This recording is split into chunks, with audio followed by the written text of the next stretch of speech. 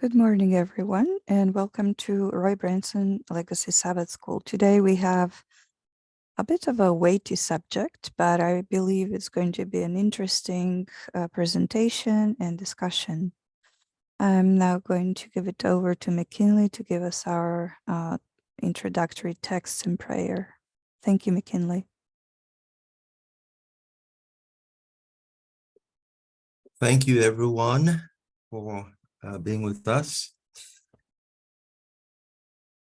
Our scripture reading is a collection that will cover the topic of Christ's ministry, grace, forgiveness,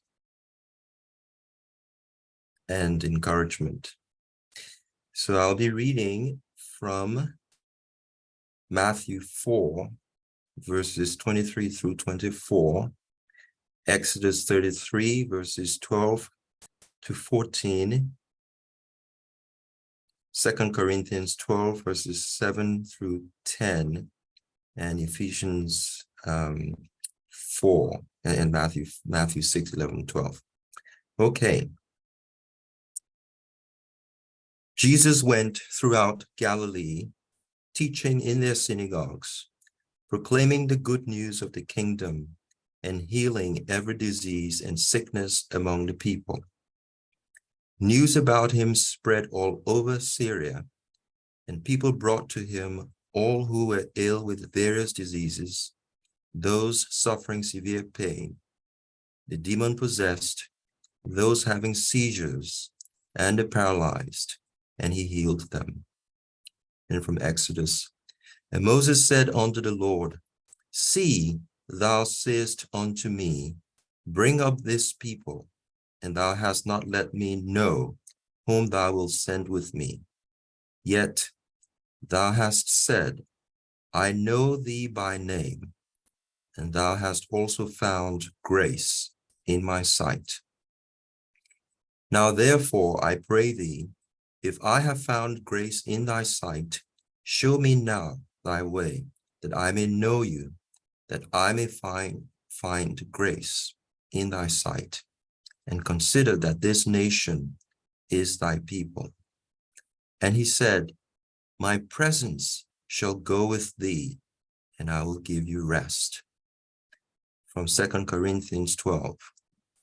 And lest I should be exalted above measure through the abundance of the revelations, there was given to me a thorn in the flesh, the messenger of Satan to buffet me, lest I should be exalted above measure.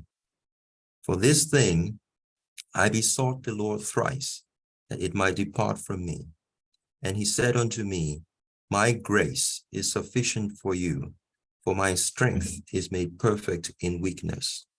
Most gladly, therefore, will I glory rather in my infirmities, that the power of Christ may rest upon me. Therefore, I take pleasure in infirmities, in reproaches, in privations, in persecutions, in distresses for Christ's sake. For when I am weak, then am I strong. Matthew 6. Give us this day our daily bread, and forgive us our debts, as we forgive our debtors. From Ephesians 4. Let all bitterness and wrath and anger and clamor and evil speaking be put away from you with all malice. Be ye kind one to another, tender-hearted, forgiving one another, even as God, for Christ's sake, hath forgiven you.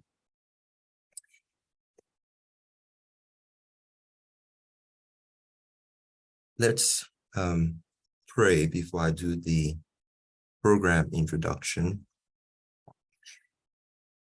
Creator of the universe and our Savior, we thank you for the blessing of prayer, the gift of grace and forgiveness. Bless us with understanding in our time together today. We ask your blessings upon all who are sick and have special needs. Thank you for the life of Dr. Tim Kelly. May we learn from and be encouraged by his example and ministry to others. In Jesus' name, amen. Okay, so here is the introduction to the guest and the program. The guest on the program today has a comprehensive background with many contributions and accomplishments. I'll highlight a few. I'm not going to read everything that he's done, but Dr. Timothy James Keller, who unfortunately is no longer with us, was an author, theologian, apologist, and founding pastor of Redeemer Presbyterian Church in New York City. He also co-founded and chaired Redeemer City to City, a training network for pastors and church planters in global cities. After a 3-year battle with pancreatic cancer, Timothy Keller died on May 19th, 2023 at age 72. Keller was ordained in the Presbyterian Church of America and at age 24 began pastoring West Hopeville Presbyterian Church in Hopewell, Virginia. 9 years later, he returned to Pennsylvania to teach practical theology at Westminster Theological Seminary, where he also obtained his Doctor of Ministry in 1981. The feature today is a video interview that was recorded with Justin and Ruth Jackson from the UK on their video program that interviews a bunch of thought leaders titled Unbelievable. There is an introduction to the video at the beginning, and I'll let the hosts of that program continue our introduction. Simona, back to you. Thank you, McKinley. Monty, could you please start the video? Thank you.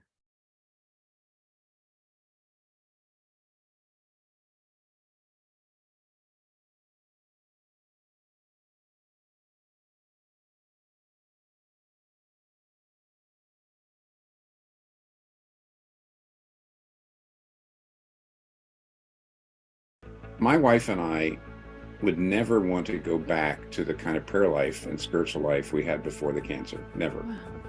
Wow. The way you look at your time, the way you look at God, the way you look at your spouse, the way you look at everything just changes when you actually realize time is limited and I'm mortal.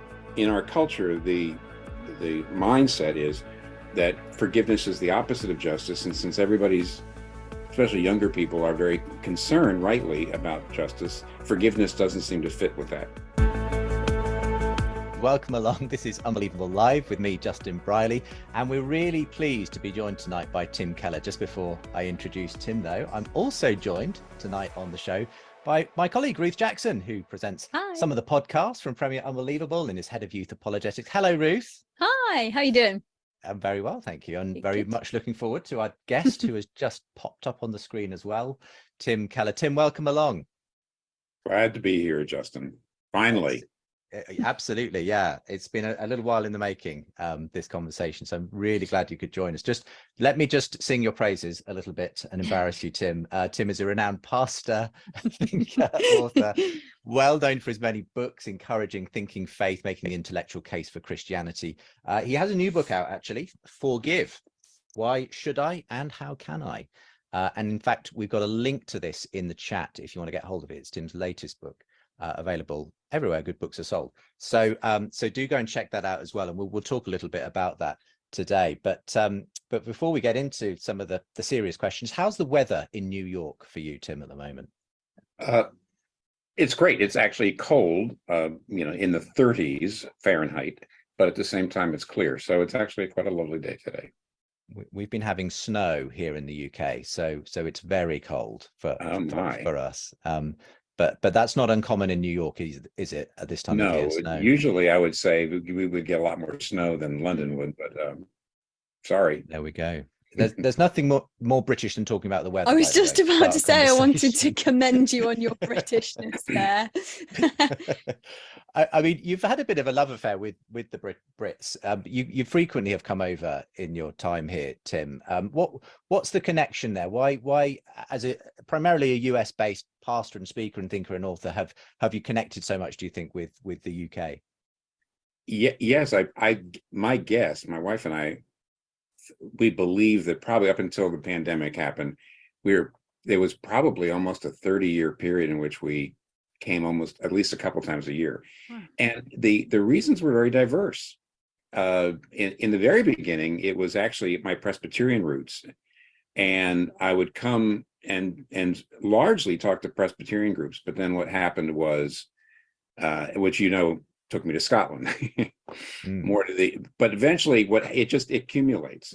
Somebody hears you and says, "Oh, I want you to come back and talk to my group," and it just got accumulated. Also, we just also developed not just ministry colleagues, but friends, real friendships.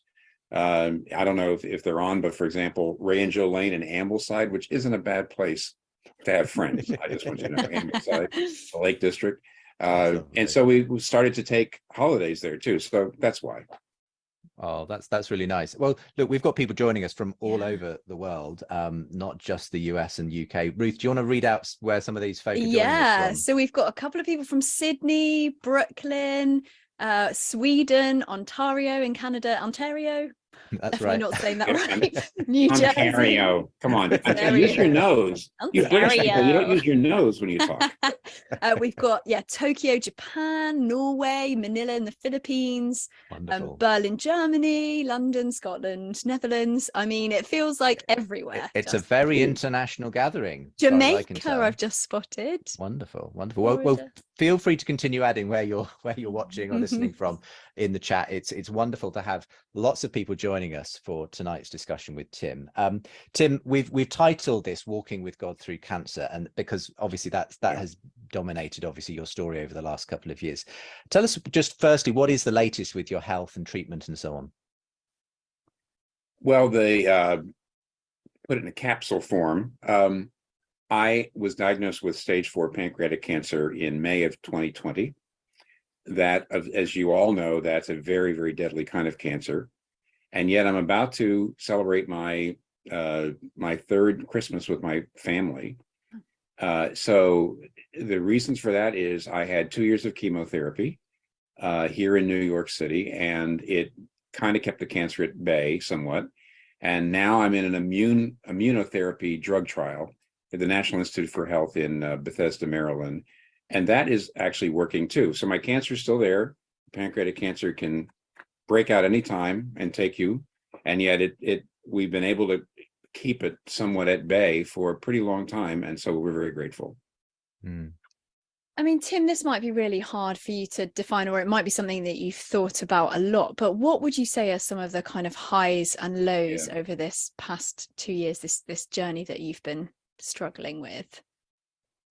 Well, Ruth, it wouldn't be surprise to anyone else with cancer or anyone who has friends or loved ones with cancer, that you have to constantly have scans. In other words, you get scans and tests, and they happen, it depends. They can happen every month, every 2 months, every 3 months. And I have to say that coming right up to those scans, we have a word called scanxiety, because that it doesn't matter how good the last one was, this one could show that it's out of control. Yeah. Every single time. And so the low lights are every time you're going in and you're waiting for the test results. And so, I mean, that's obviously one. And the other is that every little ache and pain that for most of your life, you say, well, that's probably nothing. And now you say, is that the cancer? The highlights, and this is going to sound like an exaggeration. My wife and I would never want to go back to the kind of prayer life and spiritual life we had before the cancer. Never. Wow. It's I spent all my life saying that communion with God, the real presence of God, satisfy us every morning with your steadfast love, which is definitely a request for experience. So what does it mean to satisfy us every morning with your steadfast love? That can't mean remind me. It means satisfy me with your love. And I spent all of my career telling people it was available and experiencing some of it, but actually every so often Kathy and I will say we're having a much better life now. Wow, that's quite remarkable. Just sticking with the journey you've been on though in the last couple of years there, Tim, I remember, I think it possibly the last time I connected with you on the show was to talk about your book, Walking with God Through Suffering. Mm-hmm. Obviously that was written in a different time of your life. Is there anything you would revisit now, having spelled out the theory, now that you've kind of lived the practice of it? What was there anything you'd write differently or think differently now? No. Now I'll tell you, that I hope that doesn't sound arrogant. The fact was that I wrote that, let's see, I guess I was already 60 something, and I'd already been in ministry for 35 years, and therefore I walked with an awful lot of suffering people who suffered worse than I did. And so I learned that from the Bible and pastoral experience, not from personal experience. But it turns out, I guess, that most of the people I walked with, the things that helped them, the things that comforted them, the things that you might say worked for them. I mean, obviously, work doesn't mean get rid of the pain or the suffering. It means that you can endure it and even grow in it. And those things actually they have worked for me, using the term work that way. I mean, Tim, do you think there's anything that you would say that you've learned in this time that you perhaps didn't know before? I mean, you mentioned walking alongside people, and obviously you would have experienced suffering, but I guess nothing to this extent from a personal perspective. Well, yes, I already mentioned the fact that it's almost like when it comes to prayer, I really thought that I, had a good prayer life. And when I broke through into another dimension, I realized, my goodness, I was much, much, much less. Frankly, my prayer life wasn't very good. But the other thing I would say is everyone knows they're going to die. And yet everyone knows that they really, in some ways, repress that and live as if they're never going to die. We all know that, we all say that, but it's not till you have not just cancer. I had thyroid cancer when I was 52, but the first thing the doctor said is, this is very treatable. Pancreatic cancer, the first time I talked to a doctor, my doctor says, you're going to die of this. It's sooner or later, because we don't have a cure for it. And I realized I never really did believe I was going to die. At some deep level, I just didn't. And I don't think looking back on it, I don't think there's any way to go through the change that happens in you when you know you really are going to die. The way you look at your time, the way you look at God, the way you look at your spouse, the way you look at everything just changes when you actually realize time is limited and I'm mortal. And I would have lived a better life if, frankly, in my 40s, I'd been able to do it. Yeah. There is some kind of denial that's there that just will not go away until you actually have a doctor saying, you're going to die of this, and you could die of this within weeks. It all depends. Yeah. So, I mean, obviously, this whole period has forced you, as a very active person in ministry and so on, to step back, to put a lot of things on hold. How have you coped with, as it were, being less active in a kind of forced way because of this? Justin, it's been great. The thing I saw was that I actually was too active. Right. And I'd been too active for too long. And even though I am still less active than if I didn't have the cancer, I'd probably be a little more active than now.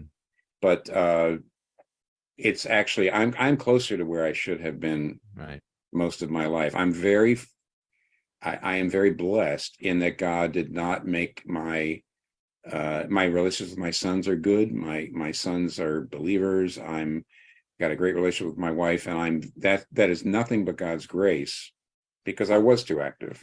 And I felt like everybody said, you have to do this for me. And okay, I have to do this for you. And no, the answer is it's been great to be this active. It's been good for everybody around me and me. Yeah. Tim, your latest book, as Justin mentioned, is called Forgive. Why this? I'm holding it up now. There we go. Camera. Get a look at that. Why this topic of forgiveness, and why now, in the midst of everything you're going through? By the way, Ruth, I could have dedicated it to Justin, because the number of times he's asked me to be on this program, and I've said no. He's clearly a very forgiving person, so he could have been dedicated to him. He came in third, though, so he didn't. Endless patience with you, Tim. Endless patience. Endless patience. No, seriously.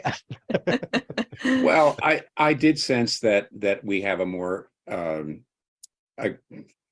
that we're losing in the West. We're losing our grip on the value of forgiveness. We have more and more people not only showing that they will not forgive, they don't forgive. They're pretty harsh and combative in their general demeanor, in the way in which they talk to people.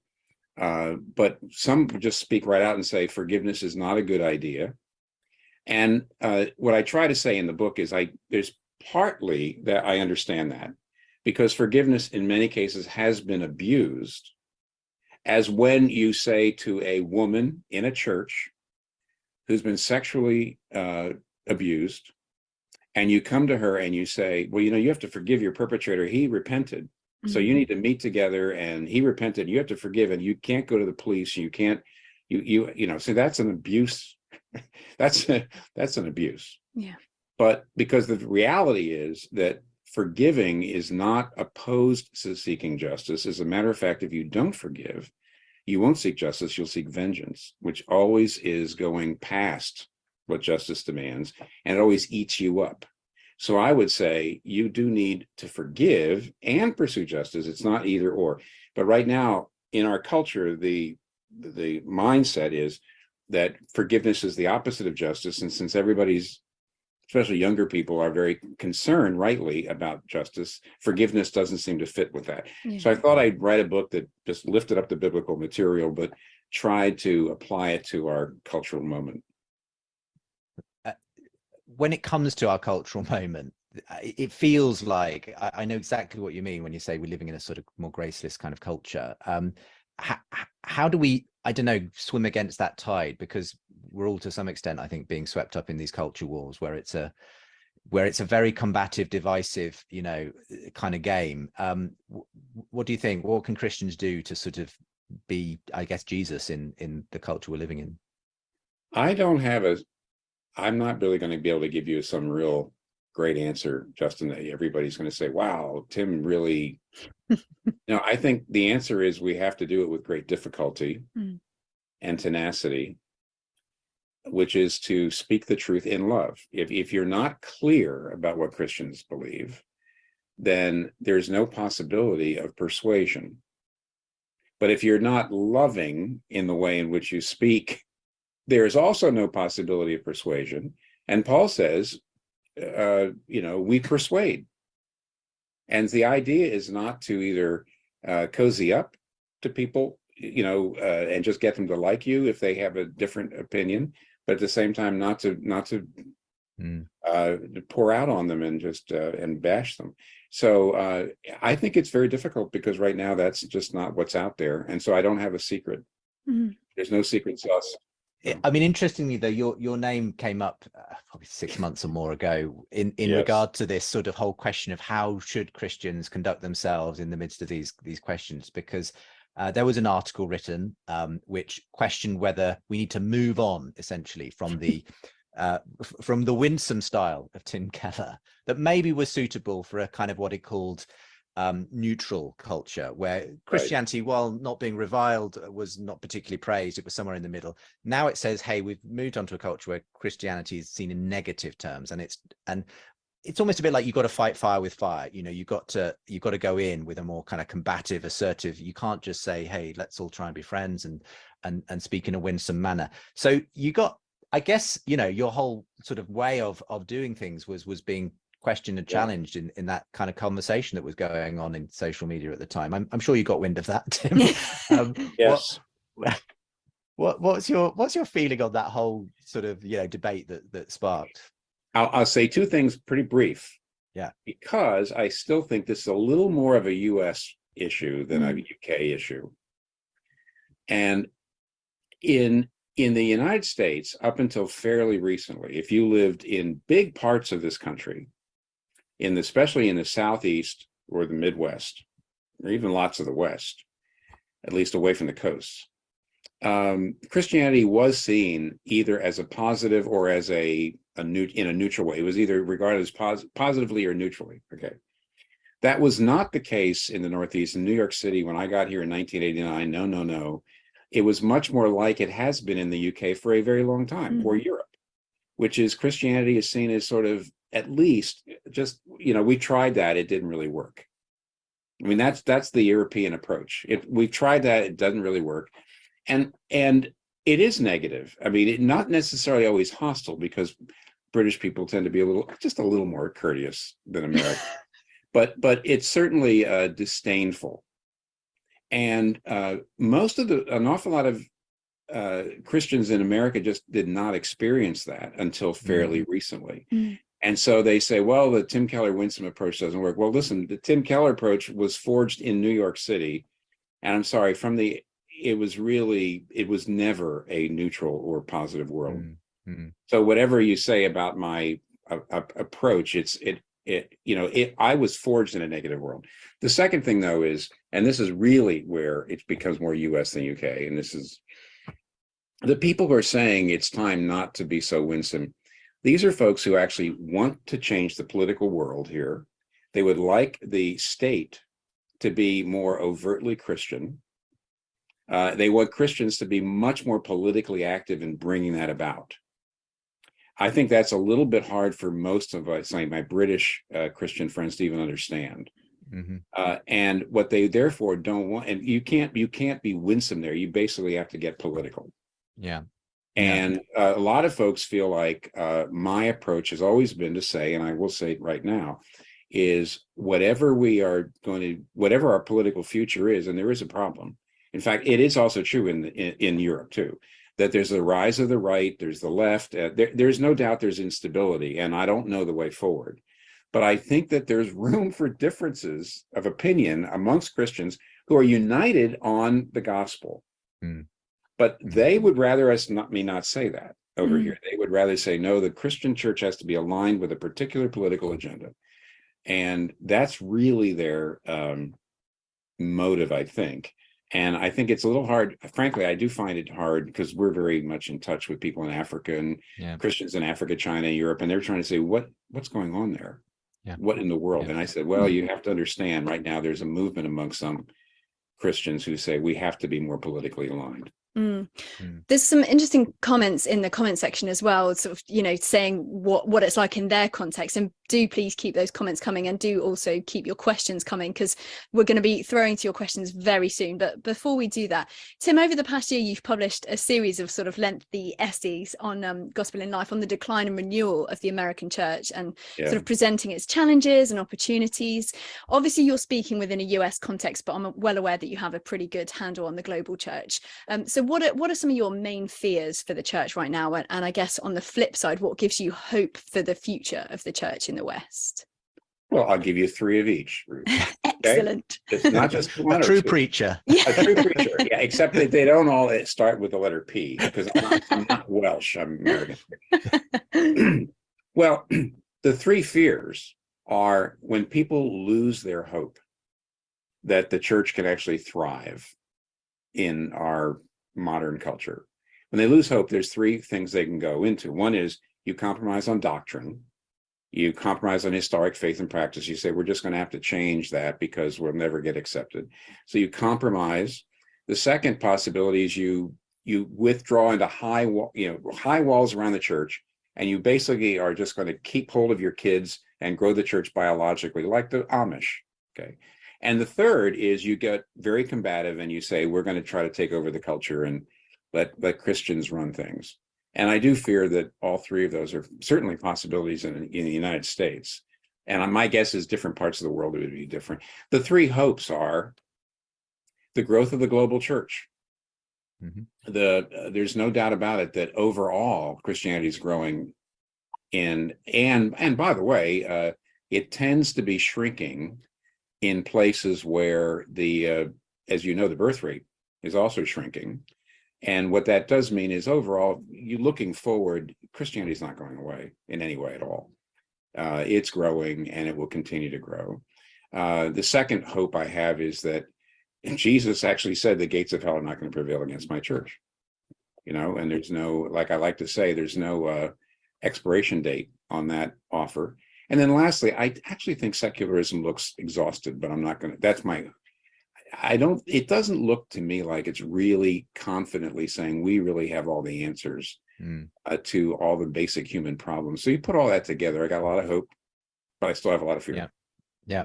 The church is not perfect, but it's often a lot better than secular humanism in terms of the answers. Well, look, so much I wish we could continue talking about. Well, we must go to some questions from our audience tonight.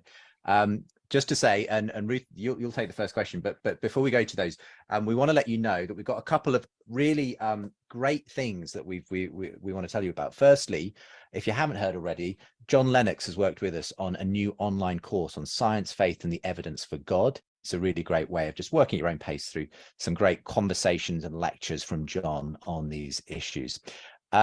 Secondly, if you like what we do here at Premier Unbelievable and you want to support us, we would love you to do that if you feel able. In fact, if you're able to support us financially to continue producing shows like this, all of our video, podcast, article resources, and so on, then we'll even send you a free ebook. And it's actually in conversation with Tim Keller. This is based on some conversations I've had with Tim over the years.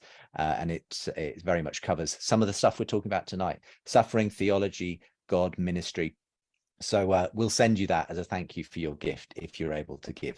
There are links to that as well coming in the chat. So thank you so much if you're able to do that. And Justin, I just love John Lennox's smile. Who doesn't love the smile? John When you Lennox? see him smile, you feel like things are going to be all right.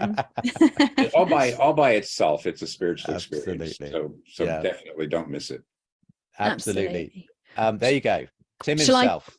Go ahead, Ruth. What an endorsement. I'll dive in with the first question. There's so many brilliant questions and really honest, heartfelt questions. So thank you so much for sharing so honestly. This is from Joseph, and he says, I'm a primary caregiver for my mother who has stage 4 skin cancer, and she's definitely had those lows that you spoke of. When she has those lows, what do you think is the most helpful thing for me to do to push her closer to Jesus, as we both know that the end is very likely near? Well, here's what I'd like to do, and it's almost a trick, and that is to say, I want to pray for you. Now you say, Mom, Dad, whoever. You said, I'd like to pray for you, but tell me, in what I want to go to God right now and pray for you. But is there anything in particular you'd like me to be praying for? Anything in particular? What that does is, first of all, make sure if you have time. Because very often, if you say, if you're actually saying, can I pray for you before we leave? That means you got to go. But if you actually say, how can I pray for you? In what way?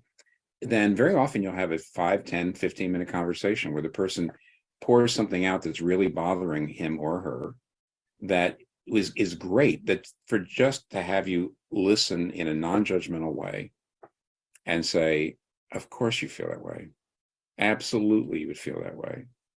And so if you're able to simply just non-judgmentally be there and then pray to God, which takes a little bit of, that's the reason I read the Psalms. What you have in the Psalms is every single possible situation processed in prayer, every single human possible situation. So the more you read the Psalms, the more you'll know how to pray. But basically, that's what I would do, is I would say, can I pray? And you know what? It doesn't really matter what the person's faith or beliefs are. I've never seen that be turned down. That's one possibility. That's just one idea. Thank you. I mean, we've got lots of very practical, personal kind of questions here, pastoral questions, really. And we should say, as often say on my other podcast with N.T. Wright, when these pastoral questions come in, do seek wise counsel from someone not on a screen from a Yeah. real life pastor. Yeah. But Amanda in San Diego firstly says, Pastor Tim, I'm a new Christian, truly enjoy your sermons, listen to them frequently. I am fighting stage 4 colon cancer as a single mum with 2 kids. It is quite a roller coaster as I basically live from scan to scan and treatment to treatment. Yeah. Truly appreciate your prayers and guidance as I navigate this new way of living with cancer. Amanda doesn't have a question, but actually I just wanted to acknowledge that and say thank you, Amanda. But there is a question from someone else who's kind of on the other side of this. Someone who says, I've been caring for my mum who has terminal cancer and has had for several years, and I'm struggling to keep going, caring for her, also serving in ministry. The Lord has been so good and gracious, but it's hard to be still in his presence given all the demands pulling on me. Do you have any guidance on balancing care for others with maintaining our first love relationship in Christ in this season of my life? This experience has exposed the depths of my own sin and selfishness, so I'm often overwhelmed by shame and my own inadequacy. Sorry, Tim, carry on. Oh, okay. Thank you. I'm sorry. That was very important to hear, and I almost interrupted. On the one hand, I would say I should bring my wife in here because you're asking, a question of her. On the other hand, interestingly enough, 20 years ago, my wife has Crohn's disease, but she had it in a way that was very debilitating 20 years ago, and where I was the caregiver. In fact, it's one of the strange things is we always thought that I was going to outlive my wife, and actually we've had to spend a lot of time readjusting our idea that it's very possible that she'd outlive me. And that actually has been very difficult for us both, because we've just gotten into the groove of that. But as a caregiver, I do remember, and she would tell me this, she would say, it doesn't help me if you get yourself to the place where you are just utterly burned out. It just does not help me in the long run. And therefore, she said, please don't make unnecessary sacrifices. In fact, that's her term. I'll just lay this on you. An unnecessary sacrifice is one that makes you feel good in the short run. I did that, and yet it actually you're eating into your principle. Now you know the difference between in other words, it's like in an endowment. You don't want to give so much away every year that you eat into the principle, so eventually you're out. The endowment has to produce. It produces because it's invested, and it produces, and you give away what the profit is from the investment, but you don't get into the principle. And she would say unnecessary sacrifices make you feel virtuous, and partly, frankly, when you're a caretaker, you feel a little guilty that you're better than the other person. I do remember that. But I felt kind of guilty that I wasn't in pain, I wasn't hurting, I could just get up and go. And it was almost a way to over sacrifice and almost burn myself out, was almost a way of my saying, I'm with you in all this. And that she would come back and say, this isn't going to help me if you utterly burn out and you get to the place where you don't have any energy. And so at certain points, just create a boundary so that you don't eat into your principles, so that you can be with me for as long as you need to be. I hope that helps. That's what I remember from being a caregiver, even though I'm not one right now. That's really helpful. That's really helpful. Principles. Yeah, thank you so much for that. And there's a great question here from Raj, which I think echoes probably my questions and lots of people's questions about, how could you possibly believe that God exists in the middle of everything you're going through? And, when you don't see him necessarily at work in your life. And so what Raj says is, Pastor Tim, could you please relate a time in your life when you did see God's power manifest so clearly that no other explanation is plausible?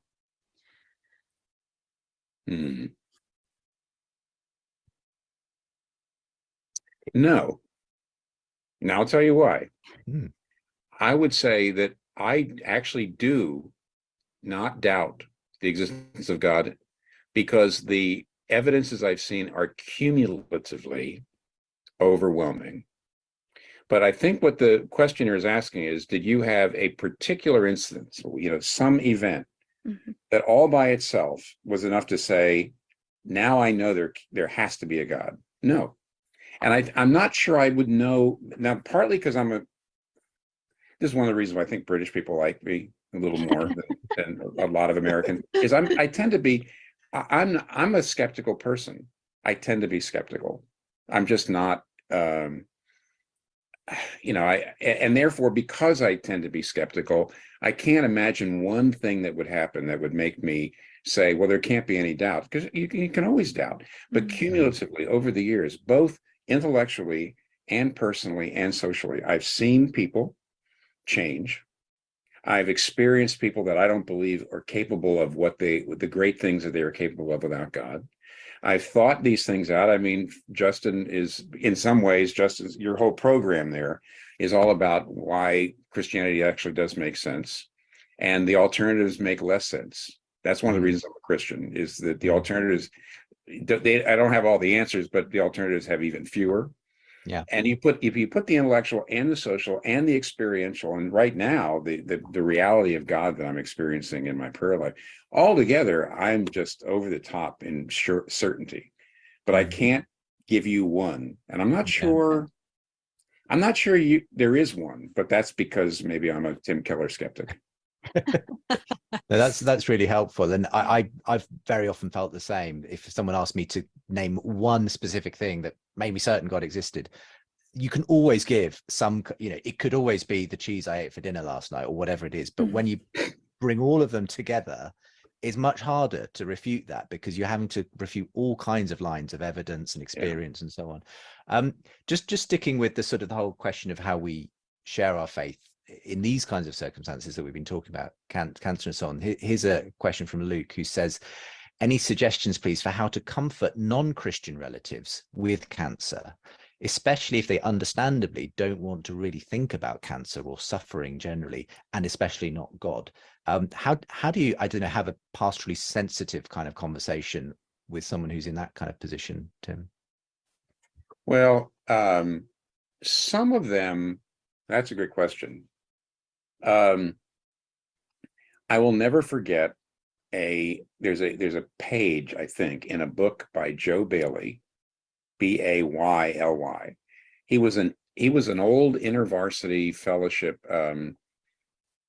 staff worker here in the United States long ago, like in, I think, the 50s, or maybe 50s, 60s, something like that. And he wrote a book called A View from the Hearse, because 3 of his children, I think they're all sons, 3 of his 7 children died. He outlived them. And he was writing a book on grief, The View from the Hearse. Okay.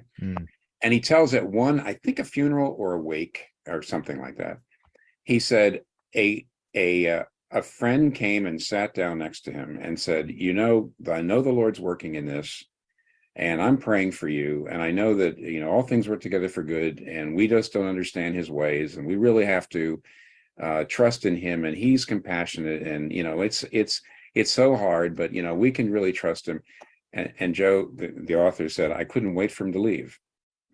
And then he said, another friend came by and sat down next to me and never said anything until I said something, and was always supportive, always economical with his words, basically followed my leads, just showed a tremendous amount of support. And I hated to see him go. And I've never forgotten that page. And I do think that when it comes to someone that doesn't share your faith, I think the most important thing is for you to just show up, for them to see that you really are, they may know that you don't have the same belief system, and for you to show up and really be supportive and not, frankly, push any kind of faith down their throat, unless they ask questions. Or if they say, hey, put in a prayer for me or something like that with the guy upstairs. Not that I believe in him, but I wouldn't mind. That sort of thing. Then you have an open door, but don't open the door yourself. You need to let that person open the door to talking about faith. Otherwise, just be incredibly loving and supportive, period. Yeah. Great advice. Again, just so many brilliant questions coming in. And this is another really practical question. And lots of people have sort of said that it's, they've said that they also want an answer. So it feels like it would be a good one to ask you. This is from Paul Cowley. And he says, hi, Tim, have you ever struggled with anxiety during your treatment? And how did you cope with that practically? Yes, it's very strange, though. There have been, yes, I mean, before the joke about that term I mentioned, scanxiety, which I can tell other people have already, other people who've had cancer know exactly what I'm talking about. There's always some anxiety. For some reason, there are times in which the anxiety is worse than others. And I've never really been able to judge why, frankly. Sometimes it's just a lot worse. And I think you have to remember you're both a body and a soul. And sometimes I actually feel like if I'm not keeping up my exercise, for example, I mean, it can be as simple as that. If I'm not eating the way I should, and I mean, I really need to stay on a regimen to not gain weight, to not lose weight, to keep my exercise and my stamina up. I find the anxiety gets worse if I'm not exercising. And sometimes exercising is just hard because I don't have the energy I used to have, but I have to push myself. So to some degree, the anxiety seems to get worse when I'm just not doing all the other things. But ultimately, what I have to do is I've got to go to the Psalms. And don't listen, you British people do not get, a big head, but I take the Book of Common Prayers 30 days through the Psalms. It's been broken down. I don't know, Cranmer, I guess, did it, but it's broken down. And you get through it morning and evening. And I'll just say this now. I've actually, Justin, you may know, or Ruth may know, I've been doing it on Twitter a little bit lately. There is nothing like the Psalms to teach you. And if you're getting through it this fast, that if I'm anxious, you're going to have some Psalms about anxiety. There's Psalms where somebody is tearing you down and you've got enemies. There's Psalms about anxiety. There's Psalms about depression, Psalms about guilt.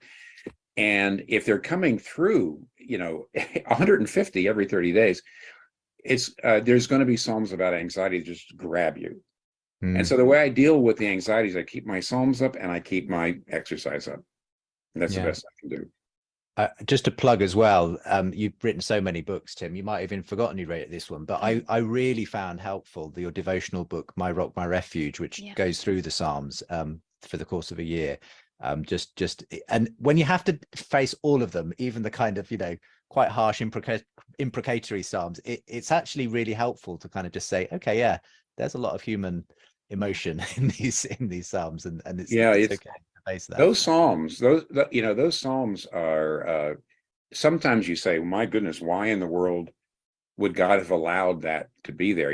Derek Kidner, the great British Old Testament scholar, he says the fact that God allows these cries in the scripture shows he understands. And then he says he knows how we speak when we're desperate. So there's that one place, Psalm 137, where it says, blessed is he who does to you what you did to us and dashes the heads of your little ones like on the rocks. And you say, what's that doing in the Bible? Well, Derek Kidner says, isn't that amazing? God understands that sometimes that's how we feel. Yeah. And that was so comforting to me. And so I do think, I usually tell people going through anxiety, discouragement, that sort of thing, immerse yourself in the Psalms, because you'll find ways to process that particular emotion before God. Yeah. I've got a question here from Vestige, who has a question about prayer and what do we pray and what about unanswered prayer. So he simply asks, Pastor Tim, praying for recovery or healing is obviously not always answered. That would make some doubt God. So should I always pray for recovery, or is accepting that life as it comes is also a possible Christian response, that I'm simply sort of trusting God? Where do you fall on this question of how we pray, what we should pray when we're facing these kinds of situations? Yes. I love the fact that the book of Job allows at the end of the book of Job, if you have a very pietistic approach that says, well, you never complain to God. You never say, God, why are you doing this? Or why are you letting this happen? You get to the end of the book of Job, and God is vindicating Job and saying to his friends, Job has pleased me, but you don't please me. And maybe if Job prays for you, I won't smite you. And we pietistic types, we read the book of Job and say, I'm surprised that God is not more critical of Job at the very end, because it doesn't seem like Job was very respectful. at various places. But I had an Old Testament professor at Gordon Conwell Seminary years ago, Dr. Meredith Klein, who says the thing is, it's true that Job did very often, shake his fist and complain and grump and cry out and fall down and chew on the rug, but he did it in front of God. Mm. He didn't walk away. He never walked away from God because he was always talking to God about it. Yeah. And therefore, God actually showed that Job beat Satan, because Satan said, does Job serve God for nothing? See, in other words, Job is really in it. He doesn't love you for yourself alone, the devil said to God in the beginning of Job. He loves you for what he's getting. So if you take away the profit margin, if it goes away, so it looks like what I'm giving to God is actually, exceeded by what I'm getting from God, then he's going to go away. Mm. And guess what? By the end, he never did that, which means God can make human beings into people who actually love him for himself alone. Now, you would never think that the way he was talking to God, that he was being all that loving, but as long as you don't walk away from God, as long as you're complaining and being upset, but you're still talking to him, that's what that shows that you love him for himself alone, and not just for the good things he's giving you. So just don't stop praying. And that's actually a way of saying to God, I love you for who you are, not just for what you do for me. But on the other hand, be realistic. You don't have to, you take a look at what Job says. You don't really have to tamp down those feelings. I mean, what about that prayer that's specifically mentioned about prayer for healing? I mean, do you, yes. have you kind of had people praying for healing for you, Tim? Yes. And how do you how do you square that theologically with the fact that obviously healing doesn't always happen? Well, I pray, by the way, I would say at least twice a day I pray for healing, complete healing, even though my doctor told me there is no cure for pancreatic stage 4. Once it's out there, you'll die of it. I've been praying for healing. God can do it, or he doesn't have to do it. I mean, this is years and years of experience with him. When I look back on things that he did for me that at the time I thought were awful, but now I realize were actually good for me, it's just years of experience. I say, look, he knows. I mean, that may sound a little too easy for those of you who are saying, no, I can't die yet. I mean, I'm not young with children still at home, and I think that is really, really tough. On the other hand, when I got this cancer diagnosis, I was 69 years old. I remember Kathy and I looked at each other and said, we thought we'd feel a lot older when we got to 69. We always thought we'd feel like, hey, my life's over. No. So it's not like we haven't struggled, but I think in the just years of experiences, the Lord, he knoweth. And I can't possibly be sure he knows. So I mean, ultimately I'm praying for healing, and just the fact that I may not get that is something that I say, okay, God knows. Tim, we've had quite a lot of questions about your prayer life. You mentioned earlier that you pray, satisfy me every morning with your steadfast love, which is brilliant. There's a question here from Lisa Harmon, which says, what specifically did you do to change your prayer life? I think that's kind of in relation to the fact that you were saying in some ways you wished that you and Kathy prayed how you do now, post-diagnosis. But Right. is there something specific, I guess, that changed? And if so, what was that? Well, I would say that this came in 2 stages. When I was in my 50s, the first time I had cancer, and it was thyroid cancer. I had my thyroid out, and there was a period there where he maketh me to lie down, and he did. And during that time, I actually did have something of a renaissance in how I prayed. That's where I got into the Psalms at a much deeper level, where I worked through the Psalms and where I started praying them more often. I also started to do a better job of learning how to meditate. And I'd read that article. Well, it was a letter. Martin Luther wrote a letter to his barber, who asked him, Master Luther, how should I pray? And he wrote a 40-page letter to him about prayer. But basically in that letter, which you can find online, and you kind of have to get through the first part of it. It's kind of, he's chatty, but eventually he gets to a place where he talks about a way of meditating so that it warms your heart up. And what he does is he would say, choose the idea, then do adoration, confession, supplications. Very interesting. Where you don't go from Bible study to prayer, you go from Bible study into meditation to prayer. Now, the difference between meditation and prayer is very simple. Take a look at Psalm 103. Okay, bless the Lord, O my soul, and all that is within me, bless his holy name. Bless the Lord, O my soul, and forget not all his benefits. Now, who's he talking to? That's not a prayer. He's talking to himself. And what he's actually doing is he's saying, do you really understand what this means? Do you see the benefits? You're meditating on them and thinking about them. John Owen would say, you're not just saying, oh, I know that Jesus Christ became a human being. He says, do you see the glory of it? Which I think John Owen means, think about the beauty of that. So you're meditating. You're not just, I read this thing in the Bible, now I'm meditating on it till your heart is warm, until it begins to affect you. And there's a lot I've written in my book on prayer on that and others. And then you move to prayer. Now that all happened 20 years ago, where I added meditation and I added the Psalms. And I also added morning and evening rather than only praying in the morning. Those were the three things. But then what happened was when I got my cancer, it was a matter of more, you might say, turbocharging. I spent more time doing those things. So that was the and God obviously was getting me ready with the thyroid cancer for the pancreatic cancer. So I wouldn't say the change now was so much it was his method as much as just giving it the time and being way more regular. Yeah. Whereas the basic methods that I learned about 20 years ago, now I was using in a way that I never really got a chance to use them. So that's kind of a long answer, but I hope that's helpful. Yeah, no, that's great. helpful. Thank you. There's a couple of questions on forgiveness specifically, which obviously we referenced earlier on in the show and the new book to that effect. Some kind of personal ones, some theological ones here.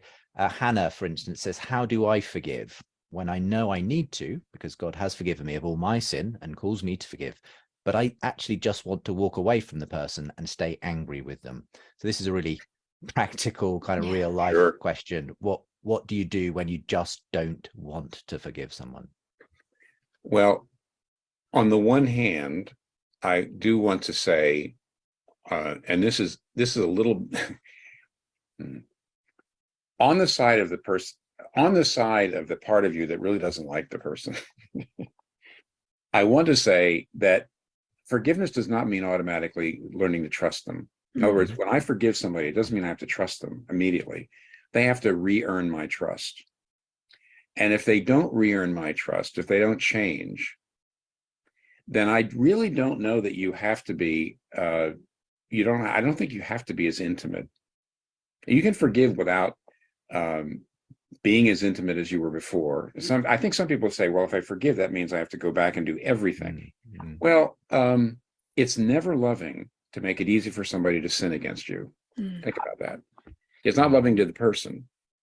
And so if you've got a person who just is very intemperate in what they say, I'll give you an example in 1 second. That doesn't mean you necessarily have to allow them to be intemperate in the way they talk to you. So you don't really have to, in order to forgive, you don't really have to necessarily trust them. If they don't change, if they don't make those kinds of changes, I don't think you have to do that. However, forgiveness means saying, I'm not going to revenge myself on the person. And secondly, I'm not going to keep replaying the recordings of what that person did to me. Because that's part of what makes you feel kind of noble. And it almost feels like it's a bit of payback. It's internal payback. And it's that's what forgiveness is, to say that vengeance is mine, saith the Lord. Lord, you know what this person deserves. I don't. I don't have the right to try to inflict judgment on them because I'm a sinner. Number two, I don't really know what they deserve because I don't know everything they've gone through. So I don't have the right, I don't have the knowledge, and I actually don't have the power to give them what they deserve. So I'm not going to pay them back. I'm not going to pay them back directly, trying to hurt them, but I'm also not going to try to pay them back by thinking about how awful they are inside. You need to turn your heart away from replaying. I just show how old I am. I used to say, don't keep replaying those tapes. Younger people don't know what tapes are. I said, don't keep replaying the tapes. Don't keep replaying that, because that keeps you angry and it keeps you locked in. So I would say, no payback. That's what forgiveness is. I refuse to pay back. I'm not going to try to hurt the person, and I'm not going to replay that over and over and over again. And I'm going to let God give the person what they deserve. Meanwhile, my relationship with them, I need to do as much as I possibly can to not ignore them, not stay away from them, not be discourteous to them. But if they don't make any changes, I'm sorry. You know what? I can tell you one example. There was a woman who had an abusive father. I mean, an adult woman with a father who tended to abuse her verbally. And she said, I'm going to call you every Tuesday night, Dad, because you're my dad. But I want you to know that if you start to abuse me, I'm not going to say, Dad, stop it, or I'm not going to get angry at you. I'm going to hang up. And then I'm going to call you back next week because I'm not mad at you. I'm just trying to help you. And also, it's not right for you to do that. And eventually, it's really interesting. 3 or 4 weeks in a row, he did a normal thing. And she just said, Dad, hanging up, and then called back. And eventually it changed him. So she was holding him accountable and still forgiving him. Sorry, Justin. No, I was going to just follow up with another question that sort of comes, I suppose, on the heels of that. And I was going to say as well, to that person who's asking, how do I forgive when I want to forgive? Well, kind of in the same way that you said, just being there before God and not walking away, even though you're angry and whatever. God sees that you're struggling and that you don't want to struggle. And that is even just the wanting not to feel like this is a start for grace to potentially come through. Absolutely, Justin. Totally. Terry has a more kind of specifically theological question here, who says, my understanding of the Christian God is that he requires sinners to repent and ask for forgiveness before he will forgive. If that's true, then why should we be expected to forgive regardless of whether or not the offender is repentant, says Terry. I'm not sure if Terry is a Christian himself, but he's got this question. That's a great question. Now, if I was just going to beat you over the head with a Bible verse, it would be Mark chapter 11, verse 25. Now, of course, I'm going to be really nice about it. But Mark chapter 11, verse 25 says, if you stand, this is Jesus talking, if you stand praying and realize you have anything against anyone, forgive them. So it's a pretty blanket statement. Yet the questioner is right, because then in Luke 17, it says, if a person repents 70 times, you have to forgive them. Well, it seems like a contradiction, except it's not. If you want a reconciled relationship, the other person has to repent. And in that sense, you really can't have a reconciled relationship till that person repents. And I actually was alluding to that a minute ago when I said, if that person doesn't make any changes, you don't have to trust them and get back into that relationship. But on the other hand, I think you need to do an internal forgiveness where you say, I'm not going to do payback. Then you can go to them and call them to repent. And I can tell you something very interesting. If you don't forgive before you go to them, then you will probably go in order not just to help them, but to basically hurt them. And they can tell that the reason you're confronting them is to make them feel as bad as you feel like he made you feel, or she made you feel. And therefore, generally speaking, if you don't forgive before you go to try to get that reconciled relationship, you do a lousy job of it. The other person just sees that you're just trying to hurt them, and then they get their back up, and you never get them to change at all. So, but the main difference is that the reason you need to forgive, even though the other person has repented, at least internally, is because you're a sinner and they're a sinner. Whereas when God forgives, God is holy, God is perfect. So that's probably the best way to answer that, I think. Brilliant. Thank you, Tim. Just as we're sort of wrapping this up, this feels like a really great question. It's from Matthew, and he says, what do you know after decades of ministry that you wish you knew fresh out of seminary? And his context is that he's about to wrap up his own MDiv and look for a pastorate in his area. And if it's not too presumptuous, I'd love to just add my own question to that, which is, you know, what do you wish you knew at the beginning of your cancer diagnosis that you've sort of learned in the past few years that you kind of wish you could go back and say to yourself? Well, the first question is a lot easier than you might think. It's and actually the two answers I'm about to give you are pretty similar, though. There is no doubt that everybody told me at seminary, you got to have a prayer life. I just, you know, going back, I just wish I had seen how important it was. I just didn't. There's no doubt. There is no doubt about it that the prayer life, which is the prayer time, was often squeezed out by things I had to get done because people asked me to do this and I never finished it last night. So I get up early in the morning. I got to do it before I get into work. And where does it come from? It comes from your prayer time. And that's just wrong. And it's very clear that, in other words, what people think of me is more important than what God thinks of me. That their high regard, oh my goodness, you're getting so much done, is more important than God's regard. When I look back on it, just that very fact that I was constantly letting what people thought about me, overcome and veto my time with God. That was the main thing. I knew that would sort of happen, but boy, I didn't realize it just took a terrible toll on me. I could have been a far better minister if I just said, no, I can't. I'm sorry if somebody's going to say, but you promised that it would be done by the end of the month. And instead I got up and I prayed because that was at the time. And I just very seldom did that. Yeah. I just really needed to make sure people were okay. And it's similar, I'd say my answer is that what I said before, and that is, I wish I'd been able, without getting cancer, to just know how mortal I am. And you know what Psalm 90 says, teach us to number our days that we get a heart for wisdom. What does that mean? I know what it means now. But I don't know how you do that before you really have something like this. I just don't know. There's just a breakthrough in the way in which I look at everything. Once I realized, my goodness, I've been in denial. So I guess I hate to do that, Ruth, to you, but I mean, I basically would answer your question with reference to what I said before. I'm not sure there is a way. It's actually, Kathy's mother had 5 children. We only had 3. But Kathy's mother used to say to her, I want to write a book someday, how to raise the first child like the 5th, which meant not so worried, not so upset, really relaxed.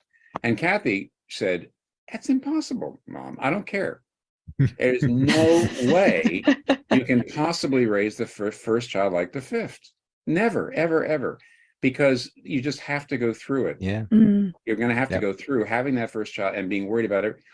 Why is she doing that? Why is she just upset? Should I take her to the doctor? And by the time you get to the 3rd, 4th, 5th child, you realize they're resilient. The same thing. There's no way to get to where I am now, I think, without going through the doctor saying, you're going to die from this. I wish there had been, but there isn't. But I'm glad I'm where I am. Yeah, well, thank you for being with us tonight, Tim. It's a great place to end it, actually, with that call to put prayer first as we enter a new year. It's often the thing that people try, sometimes fail to do, obviously, but it's been certainly an inspiration for me as well to hear you say that. And so thank you very much. And thank you for answering so many of those questions. They were all fired at you completely blind. But I'm sorry we weren't able to get to more of the questions that came in. But just to say, if you want to listen back or watch back this show, we are going to be releasing it in the new year. So do look out for it then as an edition of Unbelievable. You can also, of course, find links to Tim's new book, Forgive, in the chat. And we're also going to make that available on a link through an email that we will send you very soon as well. Our next webinar is on Tuesday, the 10th of January in the new year, How to Live Faithfully in a Technologically Confusing World.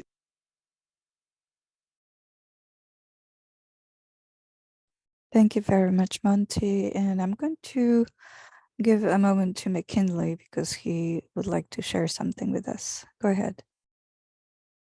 Thank you, Simona, and thank you, Amandi, for playing the video. So some reflections for your reflection as we go to the break. When I watched this video yesterday, I was struck by how the interview is an intimate peek into a pastor's faith in the face of illness and confronting human mortality. I also hope we picked up on the impact his illness and facing his mortality had on his prayer life. An encouragement is to ask ourselves how illness, suffering may have changed our prayer life and experience. From the interview, I gathered that he was at peace in his life, notwithstanding the circumstances. He talked about the healthy relationship with his children and his wife. He was glad to be at this point in his life, which was also a very surprising reflection he shared. And then notice also how he said if there was one thing he would change over his Christian experience, it was prioritizing his prayer life. Some things to think about. Thank you, Simona. Thank you very much, McKinley. And we are now going to take a break. So let's get back at 11:50. So in about 8 minutes. See you then. Welcome back from our break, and I'm opening now this for discussion. Before anybody else, maybe I would like just to say one thing. I found it really profoundly insightful, the way how he speaks about his lived experience on mortality and what is important. And it seems in all those things that he found 3 things, so actually 4 things to be important: prayer life, relationships, being loving, and being present.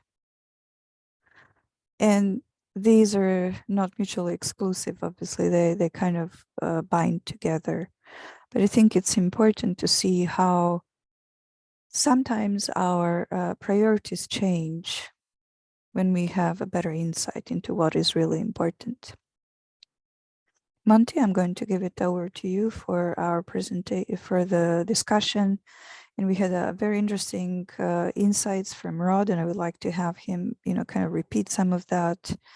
But I'm sure there will be other people who have their experiences and thoughts to share. Thank you, Monty. All right. So just to lay down a reminder for our foundation, please limit yourself to a comment and a question, or 2 questions per time in your queue. If you have more than that, let me know and I will put you back into the queue. I will also have a preference for first questions and comments and for some gender balance in drawing people out of the queue. I do not have any hands up thus far, but I do want to hear from Rodney. So Rodney, can we start with you?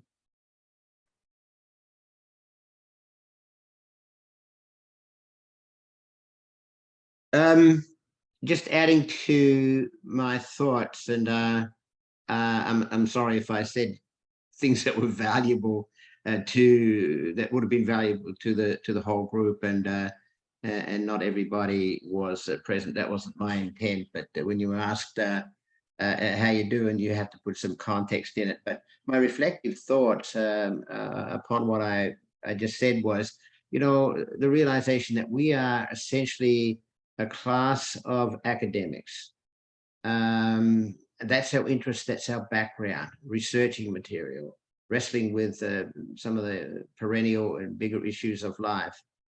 In the human experience, a number of people in our class really have pastoral backgrounds.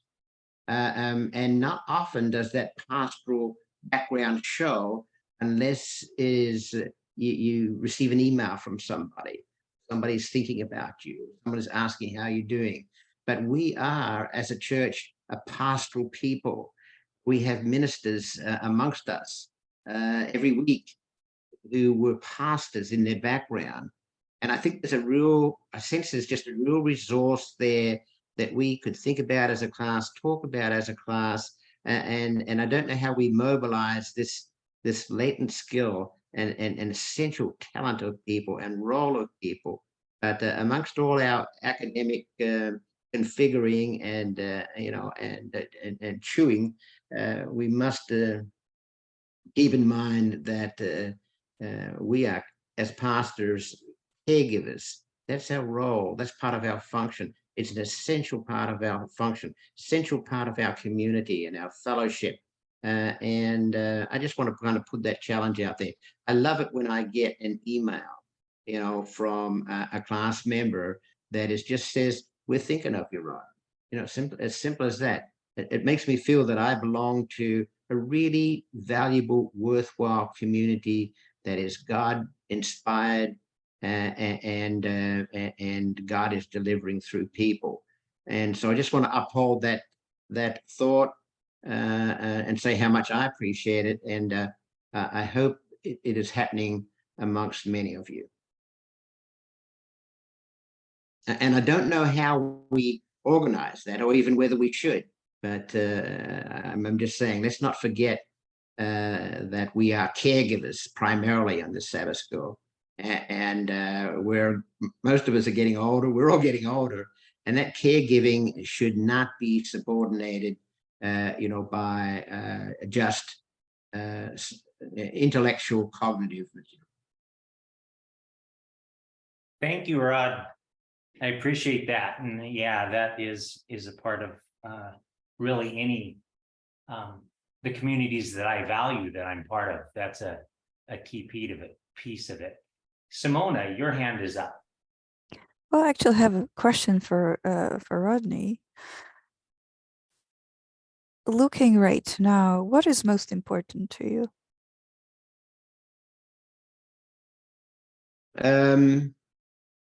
I would say two things. Number one is time, whatever that means. I spent quite a bit of time understanding that time is finite.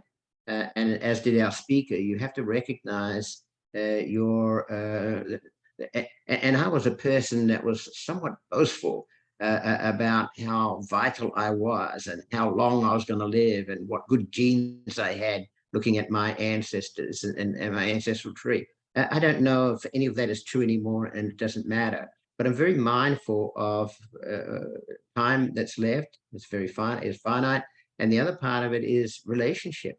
Who are the people that I want around me when I pass, whenever that is? But particularly my wife and my immediate family.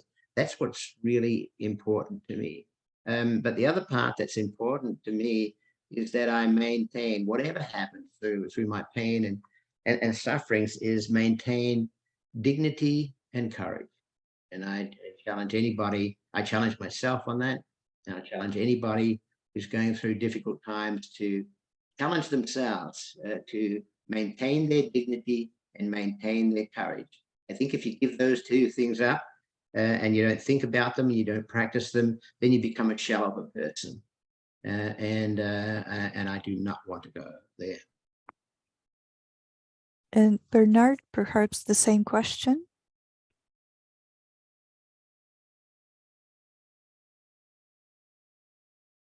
Dr. Taylor? Yes. Yeah, I don't know that I have a ready answer to that question.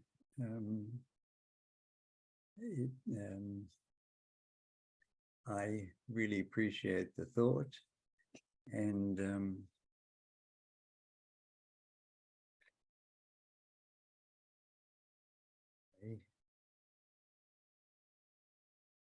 I admire Rodney and his words and commend him for them. But yeah, I think I will pass on this at this stage. But thank you for asking, and no, it's good to know that you all are there and that you care and This is not something that I have played out in public, and for better, for worse, and I have no clear picture of what that may be. But again, thanks. Thank you very much. The reason why I asked this question is because it is easy to get swept in life. You know, there is this stream of life that kind of takes us from one responsibility to another. And we sometimes forget, I think, what is really important, what holds us up in times when we need support. And it's, in a way, it's a call to action for all of us to be mindful of others and to, you know, take a little bit of a time to talk to people, to build their relationships, and to be there for each other, because we don't know always what other people are going through, but the kind word, a moment where we acknowledge that they exist and they're important to us, that can be transformative to other people. And another question is just a question that I have, you know, when Rodney was talking about dignity, I started thinking about how often, at least in medical practice, we forget about human dignity. You know, we are so focused on a task, what we need to do to, you know, do a test or save a life, but we don't think about the dignity of the person, of the wholeness of them. And I think it's an important factor to actually enable healing, to show dignity and to provide this safe space in which we recognize how important they are as a whole person and not just as a disease or a problem. Thank you. If I just may add a thought to that, Simona, I've been aware over the last couple of months of another Sabbath school that I attended just once, and that it came up in the matter that one of their members had passed away, and some of the other members were aghast that they didn't even know this person was ill or was in hospital, and yet they were classmates in a Sabbath school similar to us. And this past week, I know that a couple of people of our greater community, dignitaries, ministers, have passed away. And so something seems wrong to me that we learn about somebody's travails or struggles or death. We don't really learn about the prelude to death, because somebody just happened to hear from somebody else that the announcement was made. But as a community of believers, of Christian believers, of a brotherhood, a sisterhood, a family, it seems somewhat tragic that we find about people's travails and then a death announcement. Now, I know some of that has to do with privacy. We don't want to intrude on private matters. So not only don't we intrude, we don't even offer support or recognition that somebody may be fighting for their life.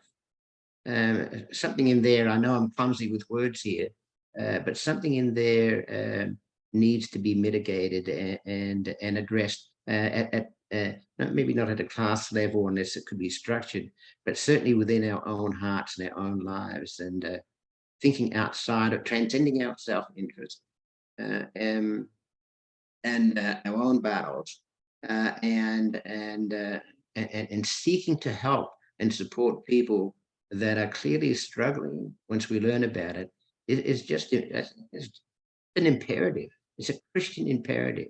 I think it's something almost shameful that people in our midst could pass away And we would go, oh, how sad is that? Or, oh, I didn't know they were that ill. We are social, spiritual people of God. I think I'm asking that we do better.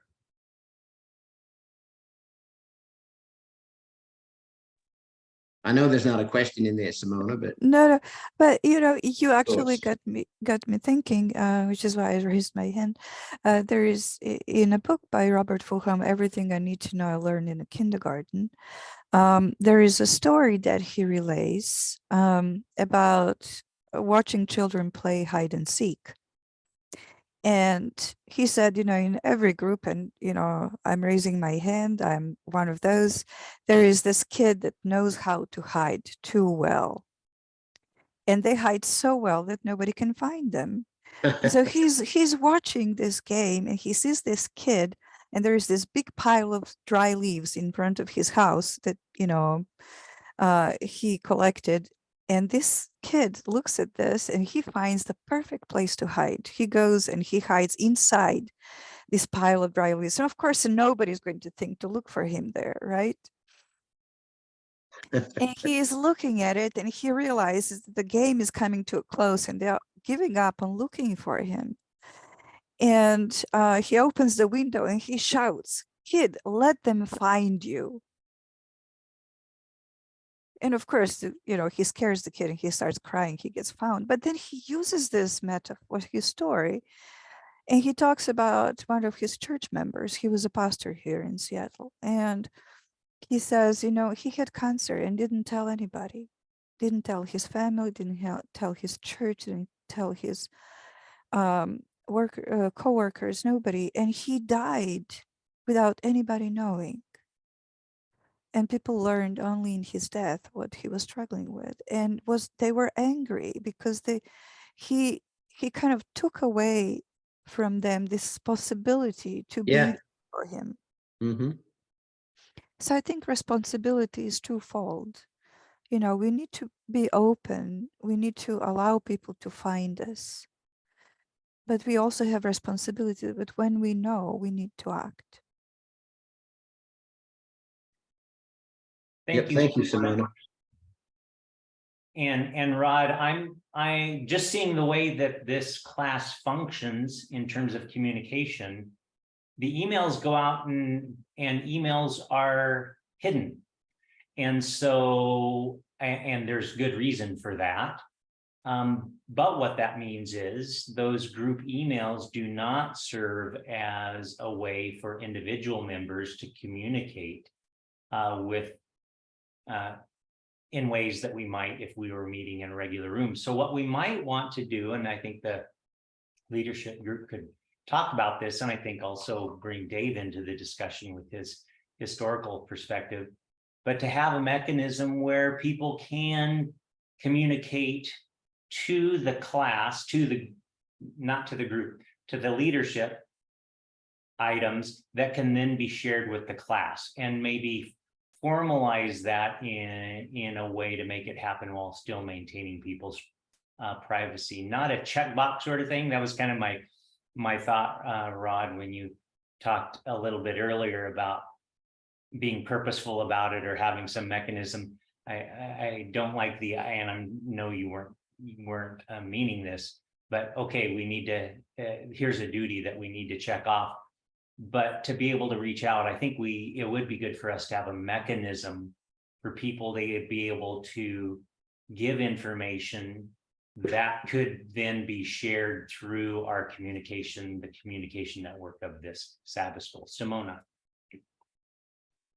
Thank you. I think that's a great idea. I would like to take us maybe a little bit different direction. I think big part of the presentation was about forgiveness. And I really liked the way how he put it. But I would like to share an experience of my own. As some of you may know, I as a child, I went through a pretty difficult period. And I lived in a relatively small town, and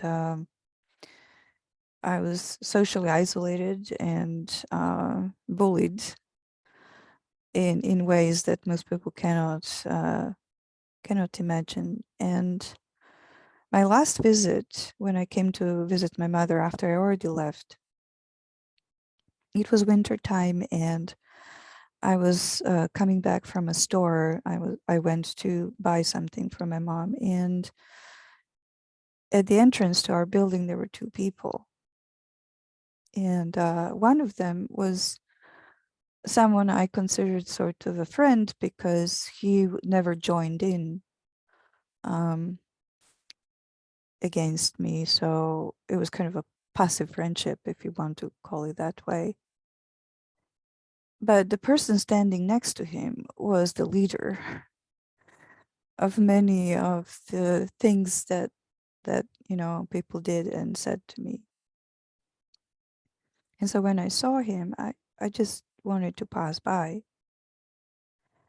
but they stopped me, and he asked for a moment of my time. This, at that time, now young man, who tormented me for years, and he came to me and he apologized. He said, "I'm sorry, I didn't understand what I was doing." He was the only person in that entire place, I don't know how many thousands of people, who apologized. And something really interesting happened. From that moment on, I could not remember a single event. I understand cognitively that he was the leader of these, of kids tormenting me, and that the things were said and done, but I cannot remember the words, and I cannot remember the torments, and I cannot remember the things that he has done. It was like it was wiped away. And it was such a profound feeling of freedom to be able to hear that apology and to be able to forgive. But not all forgiveness is like that.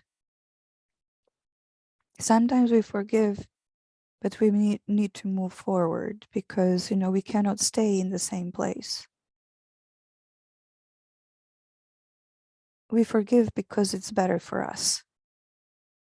We don't want to carry the poison of vengeance and pain. But I think the importance of forgiveness is so paramount and so little talked about and thought of in our society. And I would really like us maybe to discuss this a little bit more. Thank you. All right, thank you, Simona. I was thinking along those lines. It's the one primary note that I made during the presentation was just the distinction between justice and vengeance, and how forgiveness is a pathway forward. But oftentimes I see confusion and experience confusion myself about forgiveness and how that relates to the future and what the effects will be. And that I appreciate that distinction between justice and vengeance, because to me it does lay the groundwork for a better future in relationships as a result of the forgiveness, and give some guidance on, okay, how can I manage some of the dynamics related to this situation? So I will look for hands of others that want to comment. Someone can jump in now. There we go. Rod, please. Again, thanks for the direction of that discussion there.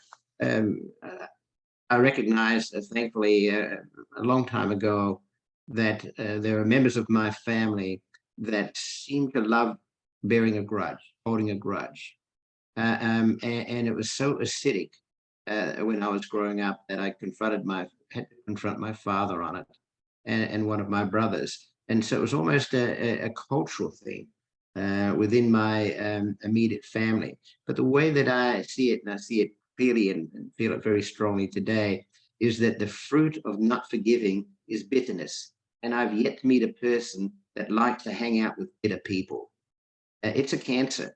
As Simona shared, the feeling of letting it go, not waiting to be asked to be to repent or be forgiven, just freely in your will, let it go, and ascribe forgiveness to a person or a group of people is just in my memory, one of the most freeing, imperative things to do. And I certainly for my family, but you're part of my family, is if any of you at this stage of life and you've carried a lifelong grudge or a 10 or 20-year-old grudge against somebody, there's an unresolved issue, I'm going to challenge you, let it go, be done with it, and enjoy the wonderful feeling of freedom of being free from harboring grudges and resentment against your fellow man. Thank you, Rodney. A good challenge. I think one of the other things, the story, I think in Simona's story, one of the things I like what you said, Simona, is it highlights that if we've hurt someone, sometimes we think we might just be dredging it up and making things worse if we approach the person and bring the topic up. But to ask for forgiveness, it sounds like for you, that was liberating to have them do that. It was a healing process for you. So it was very nice that the one person who had not been part of the bullying had a relationship with the primary bullier, and that bullier then in the end had the courage to come and ask for your forgiveness. And that was liberating for you, and I suspect it was probably liberating for them. Simona. Yeah, I think another thing that we sometimes forget is that people can change. You know, we are often kind of caught up in our view of people, you know, how they used to be. We don't allow for the possibility of change, for the possibility of growth, for the possibility of becoming better.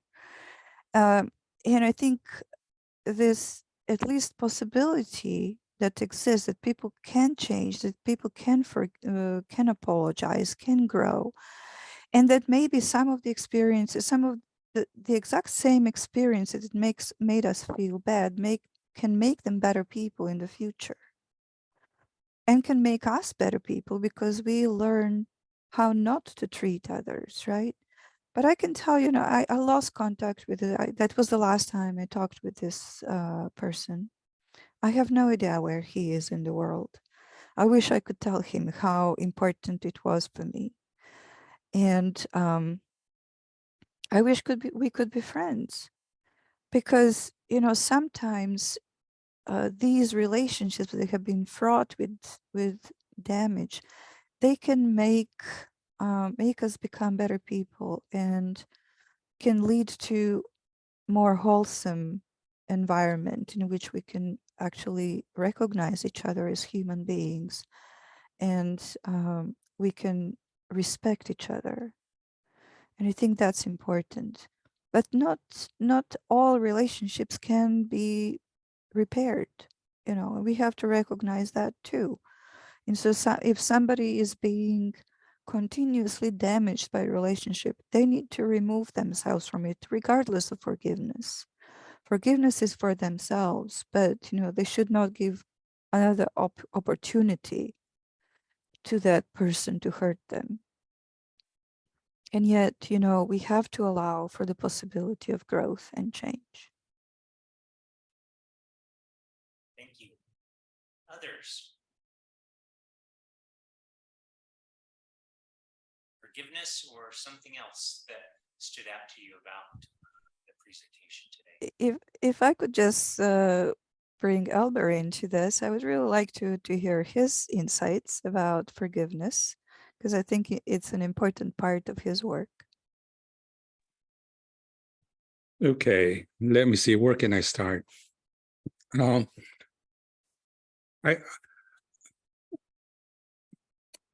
when I talk to my patients regarding forgiveness, there are two factors involved in here. You can forgive the incident, but how do you move forward? And if you listen to the minister, Pastor Keller, you will notice that he also divided the two phases. You can forgive, but he has to earn your trust back.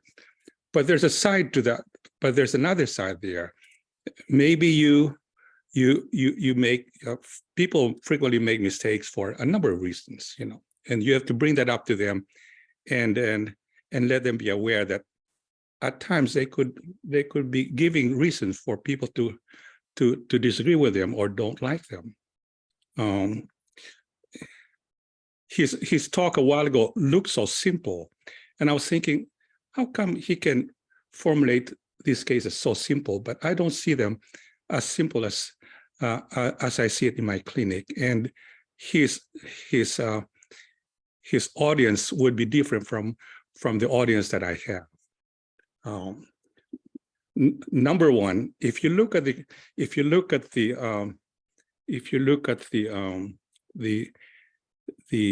life of Jesus. Jesus died when he was 33 years old.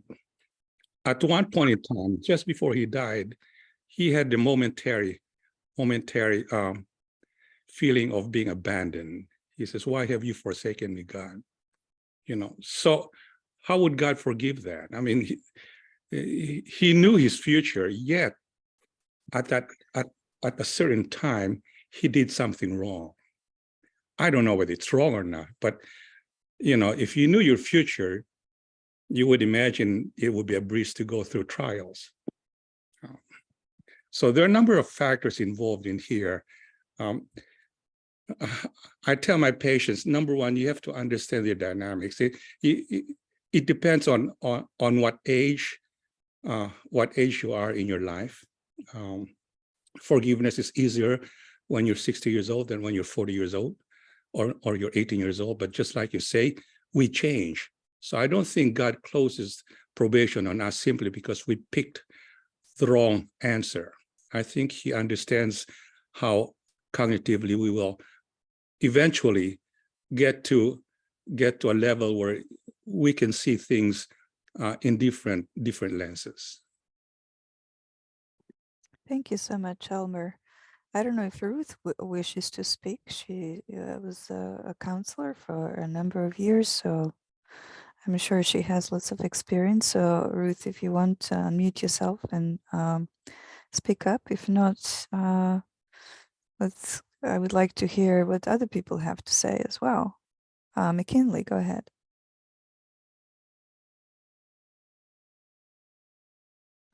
Yes, I don't have a comment on forgiveness. I did want to highlight something else, if that's okay.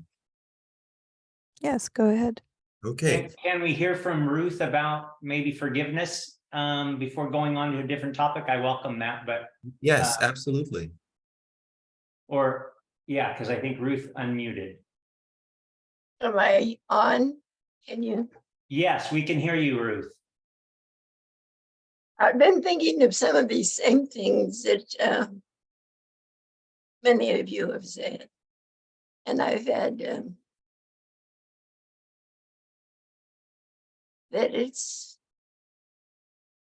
that forgiveness is a very important thing. And we need to give other people a chance to know that if you have said that what they have behaved in because they failed at you and then you have backed away from them because they behaved the way they did, that the time comes when you need to say to them that I'm sorry that I've quit being your friend. And I've had to do that to folks in some situations. who I still think they thought they maybe had done the wrong thing. And yet I needed to say, I'm sorry that I had continued to hold that against them.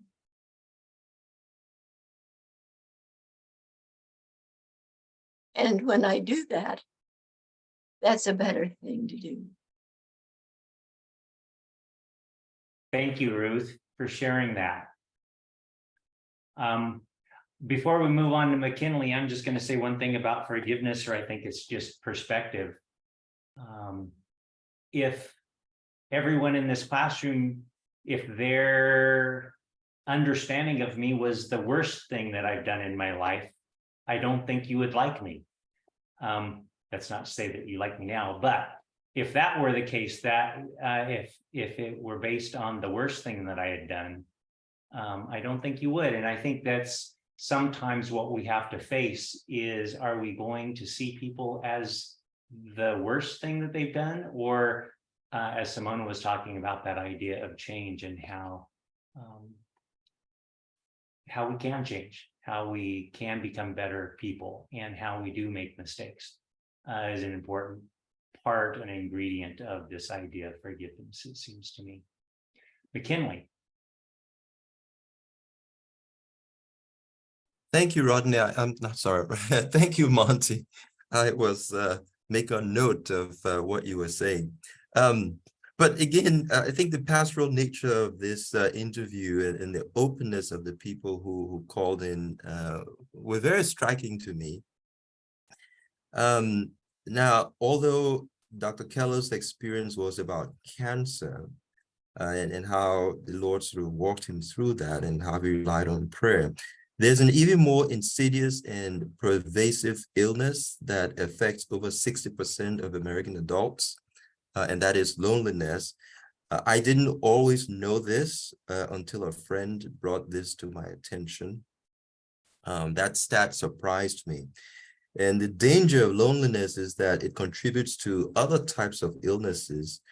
And I just wonder if, Elma, here you are again, could comment on loneliness as a medical condition that perhaps, unlike cancer that is seen as having this devastating prognosis on one's lifespan, loneliness can also have something of a similar impact on people. And another encouragement here would be to be alert to and make sure that our class members are not going through loneliness. I don't know how that could come about, but I just wanted to highlight that in the context of Dr. Keller's coping with his stage 4 prostate cancer.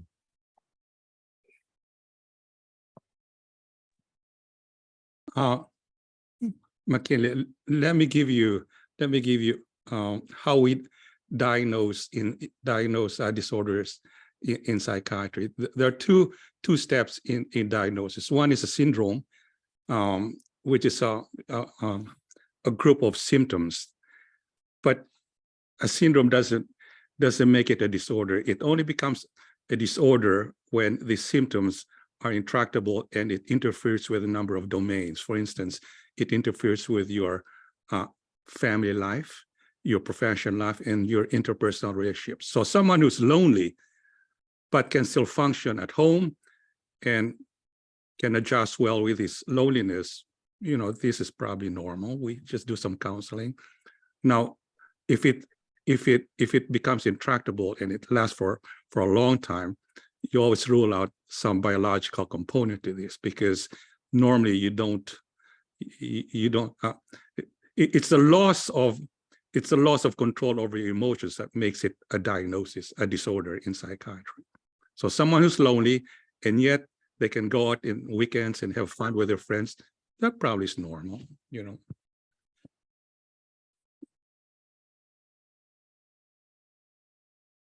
Thank you.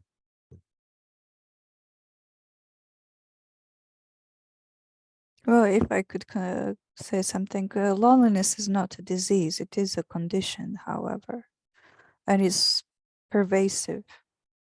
We did a study years ago in military personnel.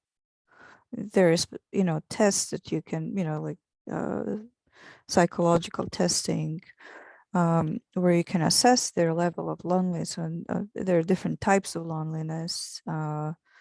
And so we were doing different measures, from, social, existential, and so on. And it was fascinating and somewhat frightening that we found that 95% of our cohort experienced at least one form of loneliness. And so I think it's a very common human experience. And frankly, we as a society bear responsibility. We isolate people, we silo people. The fact that we had a pandemic for 3 years didn't help for many people, particularly those who cannot move easily. And surprisingly, also, our digital world has increased loneliness because people have stopped talking face to face and spending time with their friends. They're spending time on their phone and internet. And so that that human component of being present and being loving is important to reduce or eliminate loneliness. And we all bear responsibility for the people who are in our sphere. So we cannot say, well, I didn't know. Just because somebody is in your sphere, you should know that you should communicate with them. You should talk to them. You should make them aware that they're important. You should spend time with them. And that's one thing that I feel as a society we have forgotten how to be friends. We kind of limit our relationships to relationships that are of romantic nature, even though there is really not much romantic, to be honest, about marriage. It is much deeper relationship, even though romance is part of it. But we forget how to be friends to each other, how to listen, how to talk, how to be present, how to spend time with each other, because we have so many other things that we believe are more important. Our jobs. We spend so much time working. We spend times, traveling and so on, that we are too tired to communicate. But in the end, the only thing that will matter in the end will be relationships that we have maintained through life. And for that, we need to have time.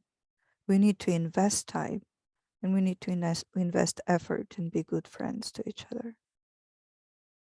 Thank you, Simona. Rod, you had a comment. Yes, just a personal reflection here.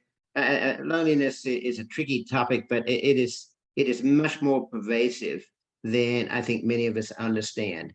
You can be lonely in different ways and yet be within a family, be within a marriage. You have lots of so-called friends around. Acquaintances probably more so. So a lot of the people that survey as being lonely don't lack people in their life. They lack a deep connectivity. And I can relate to that somewhat in my earlier life. And I think I always felt that I would die alone. I don't know where that came from, but it's kind of man's biggest fear. But maybe it was just say latently there within me. And I can remember the only time or the first time I felt any kind of panic attack. I was giving a paper at a public health forum in Washington, and here I was, this country boy from Australia, looking around at the lights of the capital city, and then the realization and thinking, how did I get here? And then the realization came that if I was to die, some tragedy there's not a person on the face of the planet that knew where I was and what I was doing at that time. And that caused me several hours of anxiety and realization that I had spread myself too thin and probably traveled too far. But in later life, the loneliness I felt is very, very critical, and it's a reason why I'm in the Sabbath school. And that as I recognized my loneliness was a spiritual loneliness, a connectivity with the people, that was a connectivity with the divine and people that were believers. And so I've had that soul loneliness emerge through my 60s and become one of my imperatives to deal with that in my 70s. And so I'm cognizant of the context that I want to die in, who the kind of people that I want around me. And they're going to be soulmates, spiritual soulmates and family soulmates. You can only really maybe need half a dozen of them, whatever, I think, to be calmed and satisfied. But when I think of loneliness in my 70s, it's definitely soul loneliness. I'm yearning for a divine connection. All right. Thank you for that thought and experience, as well as the other thoughts that you shared, Rod. Simona, I'm going to send it back to you. I see we're now at 12:34. This may be a good time for closing. Thank you so much. I had prepared something different, but then I heard this piece this morning, and I thought this is such a beautiful thing to complete our presentation today. So I'm going to share this with you today.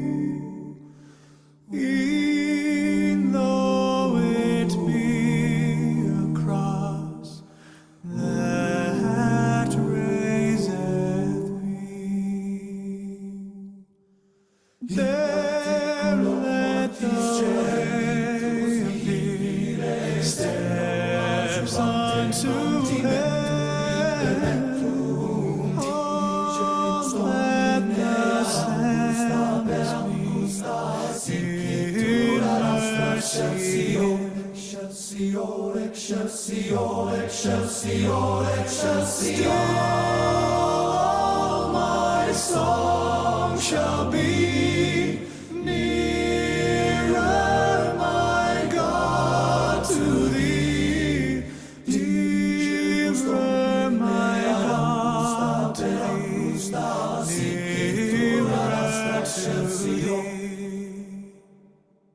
Though like the wanderer, the sun gone down, darkness behold me, my rest is on.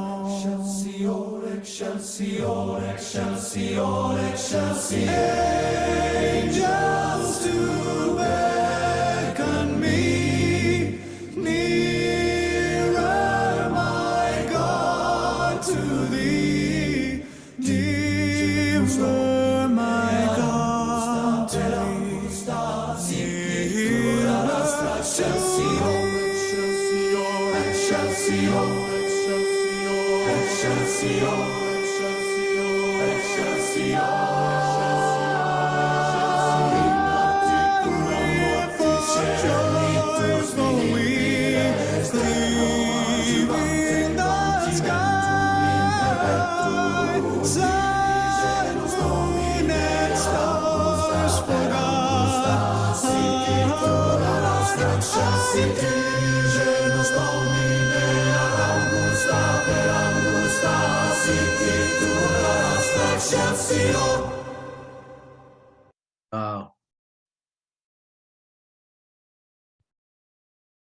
And for our blessing,